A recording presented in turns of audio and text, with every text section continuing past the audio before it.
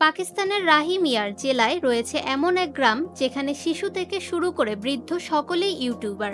গ্রামটির প্রতিটি ঘরেই রয়েছে সিলভার ও গোল্ডেন প্লে বাটন। পাকিস্তানের দারি আজিম খান গ্রাম, যে গ্রামের বাসিন্দাদের মূল পেশা হলো ইউটিউবিং। বর্তমানে গ্রামটিতে প্রায় 200টিরও বেশি ইউটিউব প্লে বাটন রয়েছে।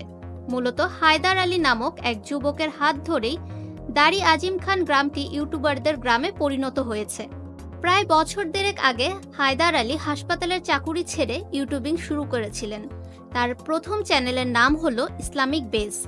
শুরুর দিকে পাড়া প্রতিবেশী ও পরিবারের লোকেরা তাকে ব্যাপক তুচ্ছ-তাচ্ছিল্য করলেও হায়দার তার স্বপ্ন পূরণে অটল ছিলেন এবং প্রায় 2 মাস পর তার একটি ভিডিও ভাইরাল হয়, যেটিতে 7 মিলিয়নেরও বেশি ভিউ হয়েছিল। এরপর তাকে আর পিছনে ফিরে তাকাতে হয়নি। নিজের স্বপ্নের ইউটিউব চ্যানেলগুলো জীবন বদলে দেয় হায়দারের। ইউটিউবে হায়দারের এমন অভাবনীয় সাফল্য দেখে পরবর্তীতে গ্রামের বাকি বাসিন্দারাও ইউটিউবিং শুরু করে। বর্তমানে গ্রামটির সকল বাসিন্দারাই নিজেদের ইউটিউব চ্যানেল থেকে প্রতি বছর লাখ লাখ টাকা আয় করেছেন। প্রযুক্তির ছোঁয়ায় রাতারাতি কিভাবে একটা গ্রামের চেহারা বদলে যায় তার এক উৎকৃষ্ট উদাহরণ হলো পাকিস্তানের এই ভাইরাল ইউটিউব গ্রাম। ফাহমিদা বিনতে আনোয়ার, নিরপেক্ষ নিউজ ডেস্ক, ঢাকা।